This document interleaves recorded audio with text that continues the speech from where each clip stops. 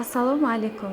Men Hasan Valobar Yusuf qizi, aniq texnika va tabiiy fanlar kafedrasi o'qituvchisi, biologiya fanlari falsafa doktoriman. Biologiya ta'lim yo'nalishi 2-kurs 1-guruh talabalari bilan entomologiya fanidan parazit pardaqanotlilar va ularning tuzilishi mavzusida ochiq mashg'ulot o'tkazdik. Mashg'ulot davomida turli interaktiv metodlardan foydalandik, jumladan tomchi, o'zingni bahola, kichik guruhlarda ishlash, sehrli tilaklar va Find It kabi interaktiv metodlardan foydalandik.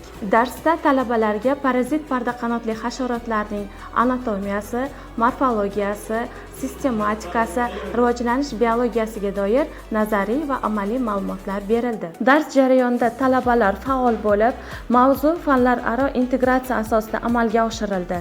Mavzuning ahamiyati yoritib berildi.